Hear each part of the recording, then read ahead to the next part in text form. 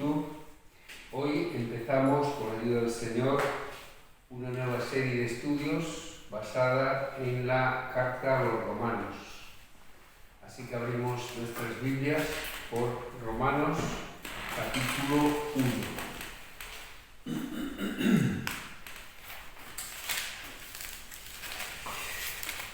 Y vamos a poner este tiempo más al Señor. Le voy a pedir a Alberto, por favor, si puede hacerlo. Padre Celestial de la Gloria, Señor, te damos las gracias, Señor, por permitirnos venir a reunirnos aquí, Señor, en este lugar, en el templo, en la iglesia, Señor, donde venimos a adorarte, a glorificarte, Señor. Gracias por este tiempo precioso, Señor, en que estamos los hermanos reunidos, Señor, para escuchar tu palabra, Señor, para recibir alimento espiritual, Señor, que lo necesitamos todos los días, Señor. Te pedimos que, Señor, que tu palabra penetre en nuestro corazón, Señor, y siga avivando ese fuego que hay en nosotros, Señor. Gracias por el hermano que va a compartir la palabra, por la sabiduría que tú le has dado, Señor, para preparar el estudio, Señor, y ponemos este tiempo en tus benditas manos, Señor, en el nombre de tu Hijo Jesús. Amén. Amén. Amén. Bueno, pues vamos a ver los 4 primeros versículos de la carta de Pablo a los romanos. Pablo, siervo de Jesucristo, llamado a ser apóstol, apartado para el Evangelio de Dios, que él había prometido antes por sus profetas en las Santas Escrituras, acerca de su Hijo, nuestro Señor Jesucristo, que era del linaje de David, según la carne, que fue declarado Hijo de Dios con poder, según el Espíritu de Santidad, por la resurrección de entre los muertos. Aquí la lectura de la palabra.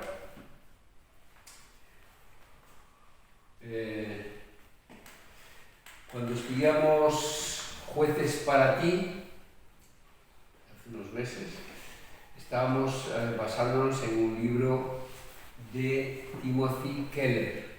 Pues este libro, Romanos para ti, también es del mismo autor, así que como Jueces para ti nos gustó en su momento, pues creemos que Romanos para ti también va a ser una buena serie de estudios y básico de una carta tan importante como es Romanos.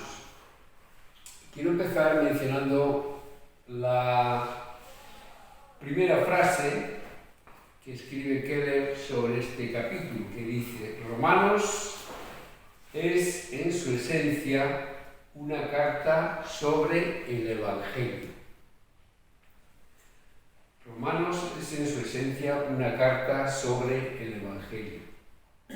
Todos conocemos la historia de Martín Lutero, que en el siglo XVI se basó en esta carta para profundizar en la doctrina de la justificación, que era una doctrina que él le traía de cabeza, porque sabéis que en su iglesia enseñaban la justificación por obras, incluso por donativos, por ofrendas que enriquecían a la iglesia, pero no justificaban a nadie, ¿no? Y él se basó en la doctrina de la justificación no por las obras, sino por la fe, y que supuso un cambio en aquel tiempo muy grande en las bases de la fe y en la forma de vida de la propia iglesia.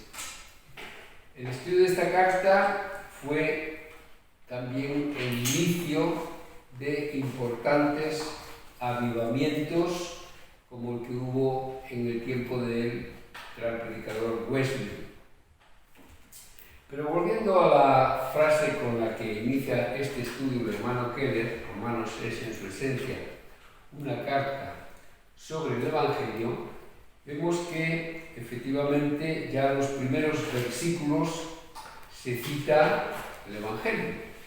Pablo, siervo de Jesucristo, llamado a ser apóstol, apartado para el Evangelio de Dios. Así que Pablo, que aquí, como veis, se presenta como el que está escribiendo la carta. Se da, en primer lugar, un título un poco chocante contra las aspiraciones del mundo, ¿no? Porque normalmente si dices licenciado en algo, perito en algo, ingeniero en algo, o jefe, pero siervo es un poco original, ¿no?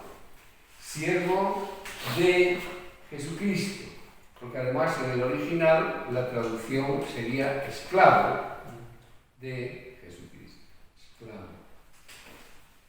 Y él lo hace como un título honorífico, ¿no? Como algo importante. Aunque, como digo, podría considerarse todo lo contrario, un poco denigrante, ¿no? Ser siervo y ser esclavo. En aquella época, un esclavo, en la época en que escribe Pablo, un esclavo era una cosa. Era algo que un amo, un siervo, una persona importante podía comprar. No como una persona, era una propiedad de alguien, ¿no? No tenía libertad, pertenecía al que lo había comprado, o sea que era como lo más denigrante que Pablo podía poner en su presentación. Pero Pablo ostentaba con orgullo ese título, porque podía que era esclavo del Señor Jesucristo. Y él, a lo largo de sus cartas, y a lo largo de esta carta también, va a recordar muchas veces que él antes había sido esclavo también, pero del pecado. Entonces había alcanzado un estatus más importante siendo esclavo de Jesucristo. Ahí alguien está sonando el móvil por ahí.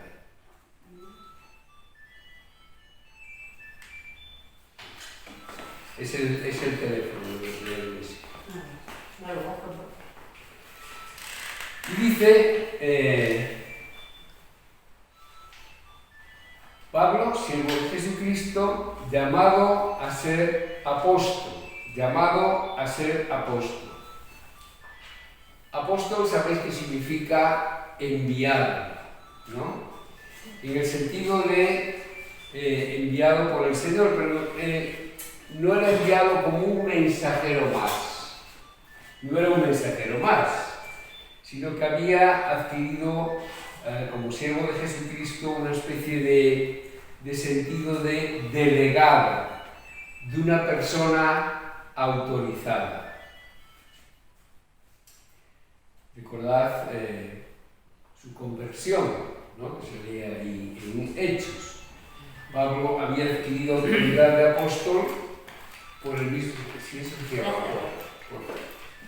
tienes que girar.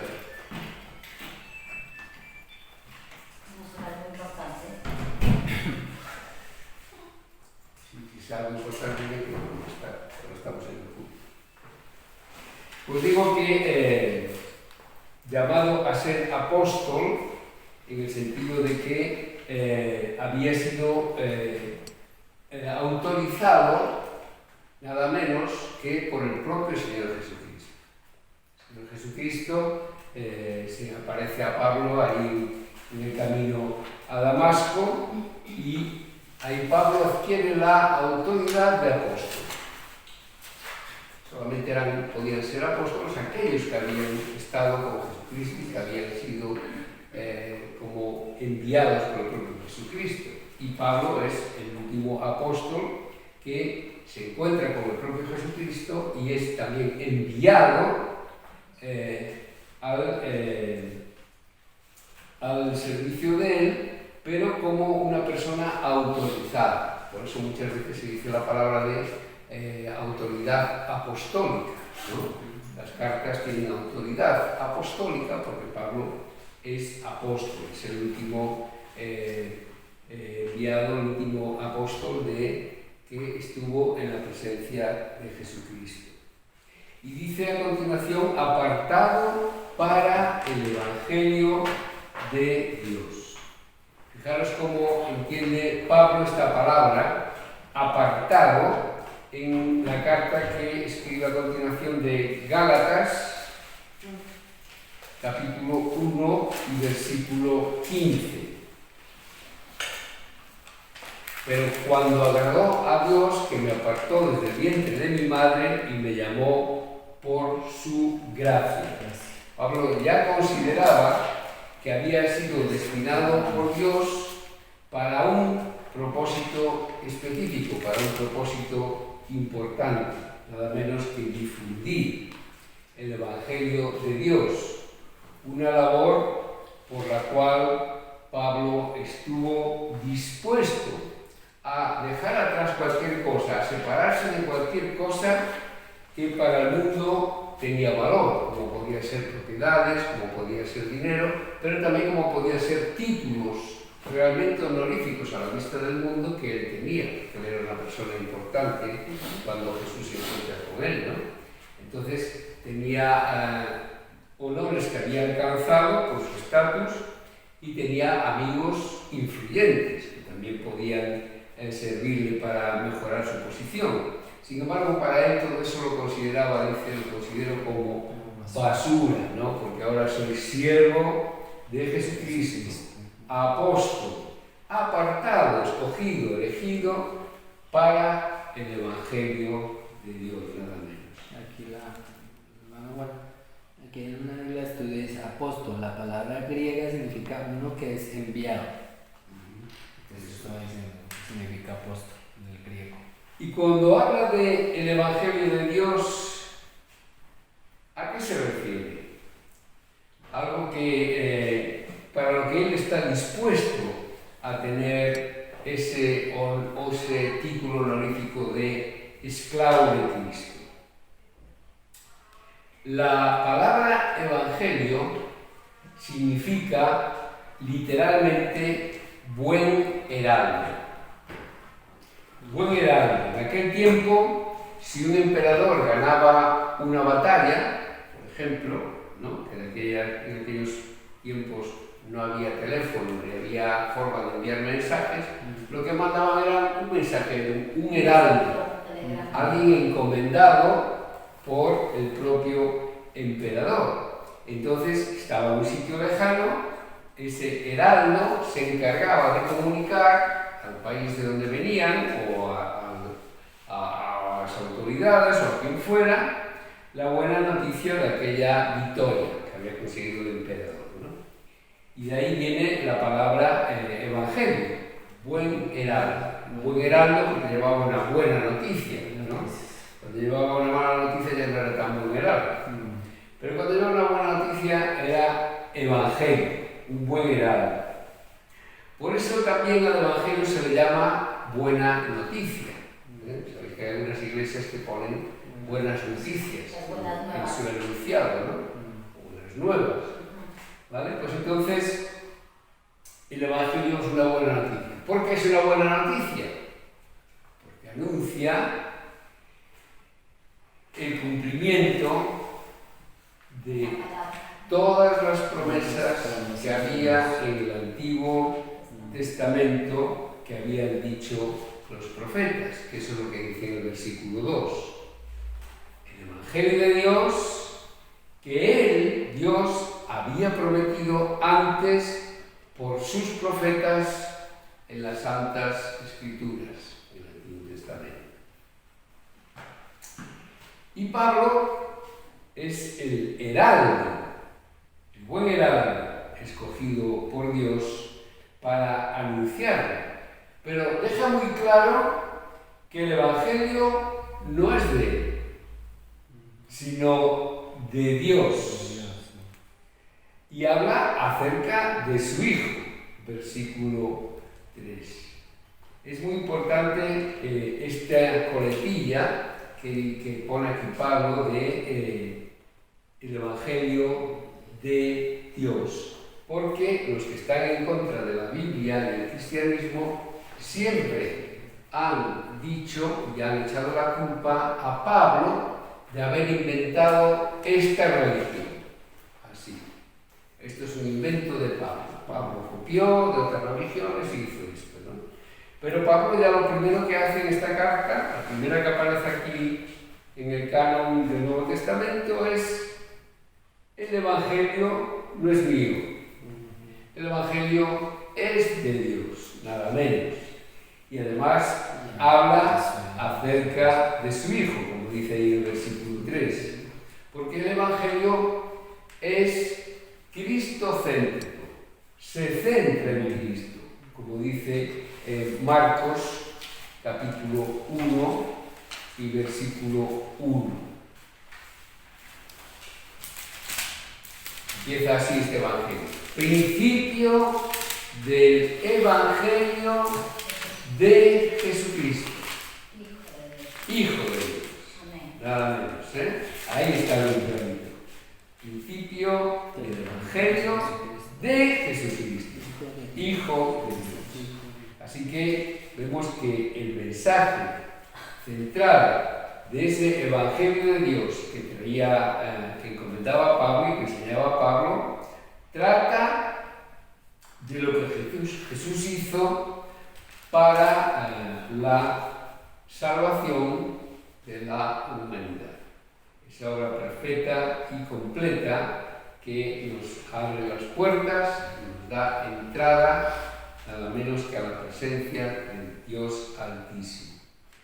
A veces vemos que se habla del Evangelio como un concepto un poco abstracto, ¿no? Es decir, lo que dice el Evangelio, como si fuera una idea filosófica, ¿no? Como si fuera un pensamiento que se le haya podido ocurrir a Pablo, como dicen sus detractores, ¿no?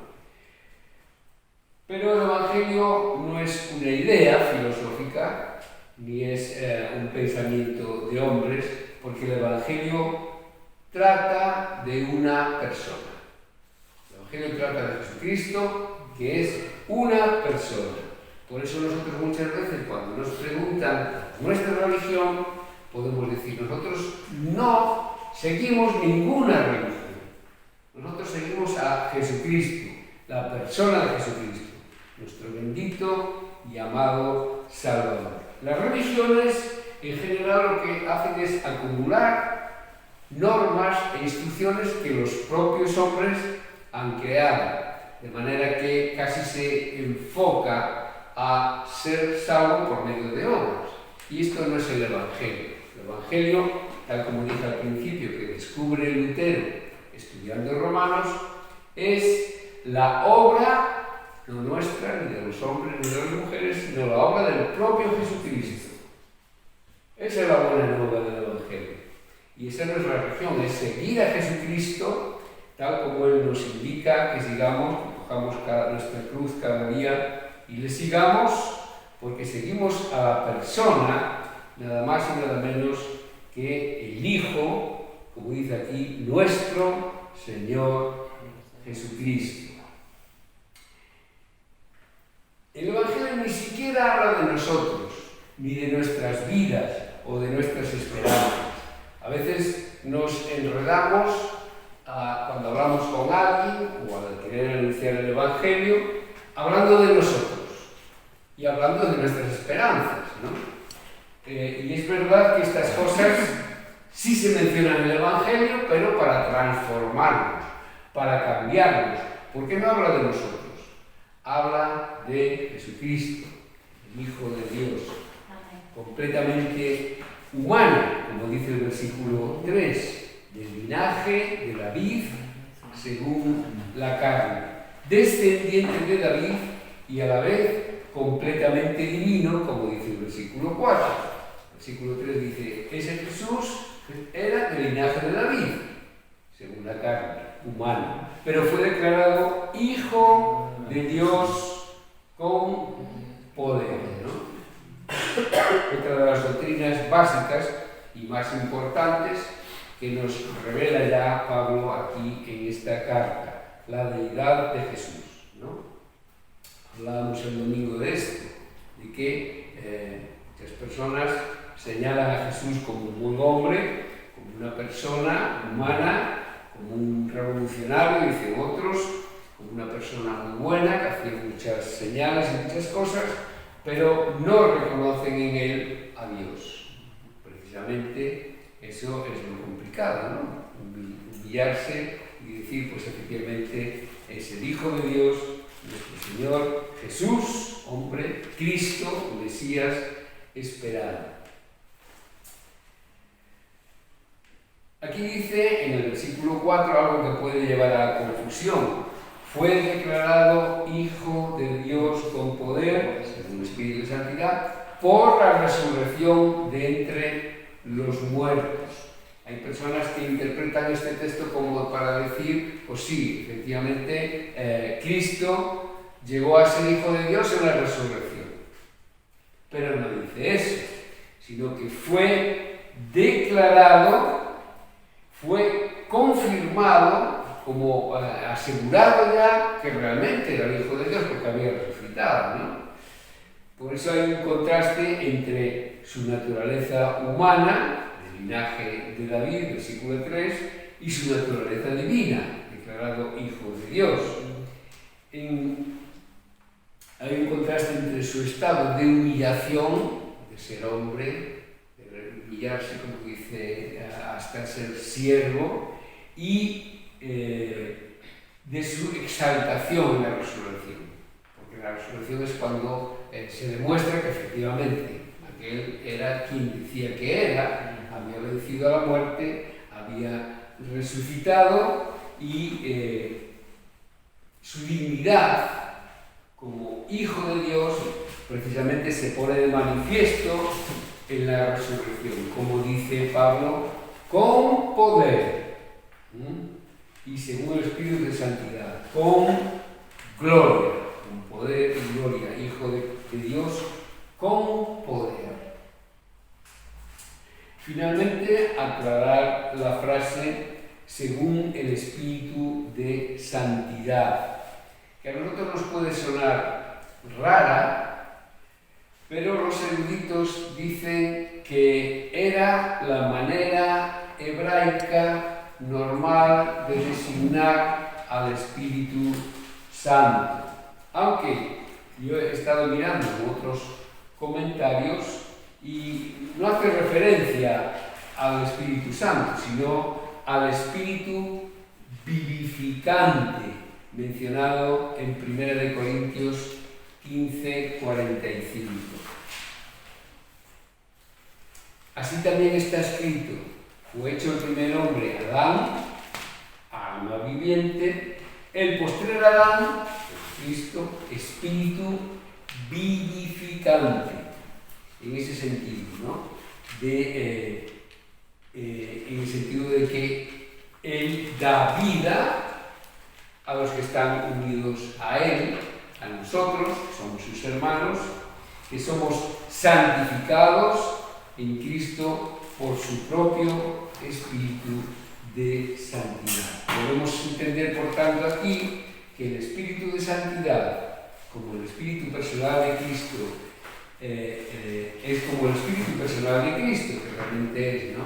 Quien es eternamente santo porque es Dios, según el Espíritu de Santidad, versículo 4. Así que, como veis, la epístola de Romanos empieza con mucha fuerza, ¿no? Con unas declaraciones importantísimas sobre Jesucristo, sobre quién era Jesucristo, su deidad, su linaje como hombre y el poder que lo levanta de los muertos en ese momento de la resurrección según el Espíritu de Santidad. Espíritu de Santidad que es una de las personas, una de las tres personas de la Trinidad, que es Dios.